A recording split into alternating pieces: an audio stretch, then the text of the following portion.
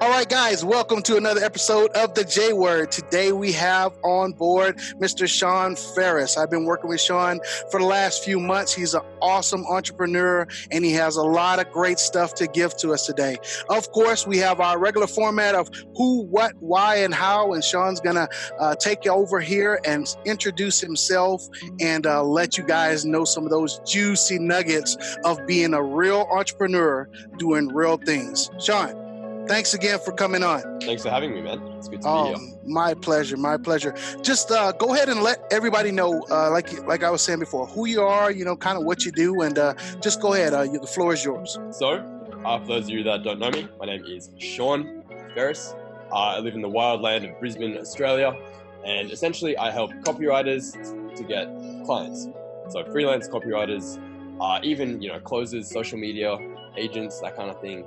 Get their first few high-paying clients and essentially sprint to that 10K a month mark as quickly as possible. Okay, and how did you actually get involved in that? I mean, what brought you to that, that process? How did you get here? Yeah, it's a good question. So originally, I used to be a copywriter. So I used to do email marketing, email copywriting for businesses. After learning that, I did pretty well getting clients. I found it pretty easy to actually, go out, get clients to write for. And I kind of noticed that it was something a lot of people were struggling with, and I was getting hit up all the time. Sean, how did you get your client? How did you get your first few clients? I can't do it. What did you do? What's your secret? What's your secret? I kind of just got so many people asking me the same thing. So I was doing some coaching on the side, and then eventually it was I'm telling all these people basically the same thing. Why don't I literally just make the transition and kind of do this just full time and just turn this into a course? So that's pretty much literally what I did, and that was about a year ago. And it's been growing like crazy since then. Honestly, it's turned into a way bigger thing than I ever intended it to be. Definitely growth and change is always part of an entrepreneur's journey. For you, I mean, what are some of the things that have come up and that you've had to overcome in actually getting to the point where you are now? Because, that's always interesting to know some of the hiccups. Everybody doesn't start a business and all of a sudden it's awesome, so what are some of those things that have happened to you that you can share with us? I guess you're talking about the maybe struggles, obstacles. Yeah, some of those struggles and things that you've overcome to have a good successful business where you have it right now. Yeah, I suppose I'm in maybe a bit of a rare situation because I guess for me, before I started doing what I'm doing now, there was a period of a good couple years where I was grinding. I was trying everything under the sun, all the ways you can imagine to make money online, everything from forex trading to drop shipping to even network marketing, online casino hacking. It's a funny story behind that one.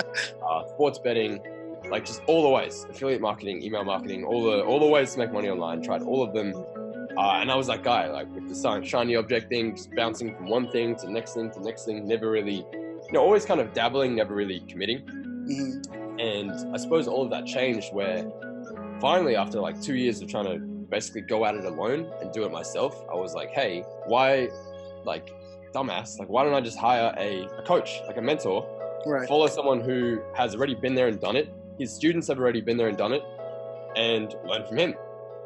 And so that's what I did. And literally straight after that, it was, I invested all the money I had to work with him, literally every cent that I had. So put myself, really put the fire under my seat, and, I just got to it, followed exactly what he said to do, ruthlessly implemented it, and, here we are today.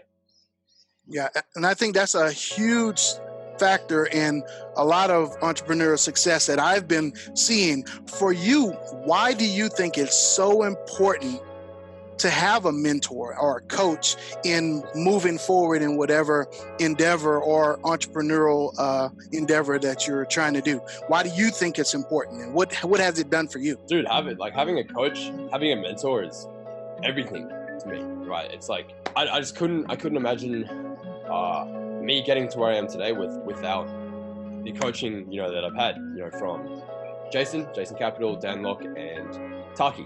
So Taki's actually Jason's mentor as well, some part of his, mastermind. Really, really smart dude. But it's dude, there's no way. It would have taken me years to figure all this out by myself, right? And to me, it's why take years if I could take a month or a couple of weeks, right? Right.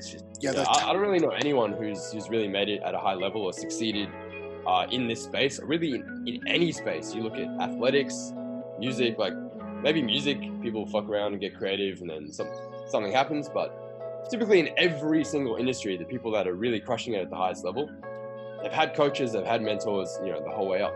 And I really don't know any other way. Yeah. Okay. And like I said before, that's the theme that I've seen to success. So that was something I wanted to make sure people understand. So, far as with your program itself, if you had to describe your program in 2 minutes, not even 2 minutes, let's say a 30-second blast of your program, what would a person expect, if they were working with you, and what are some of the results that you've got right now from the people that you've been working with? Yeah, so essentially, you have to distill it down into its most simple form.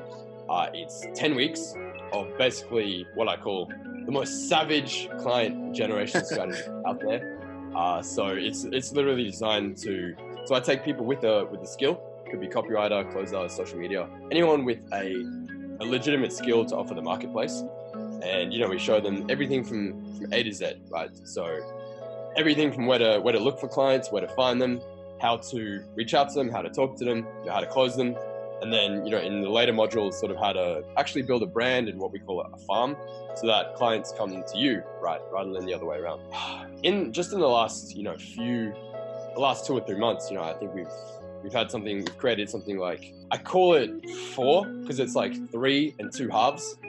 Okay. So 3 6-figure students, and then 2 students who are, really, really close. They'll be there in probably a couple of weeks. So it's about to be 5, which is really, really exciting. And I think one that comes to mind the most is my most successful so far.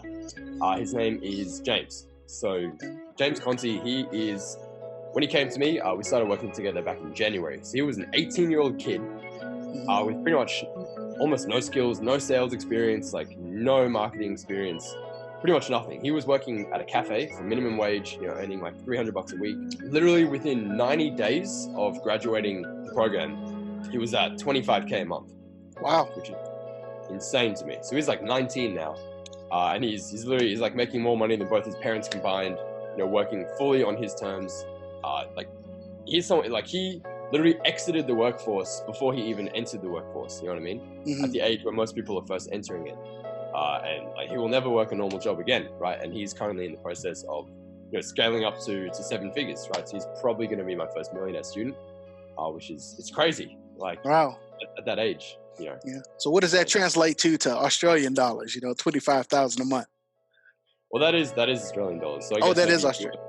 That might be 18K, something like that. Okay, hey, well, 18 any K is awesome. At 18 years old.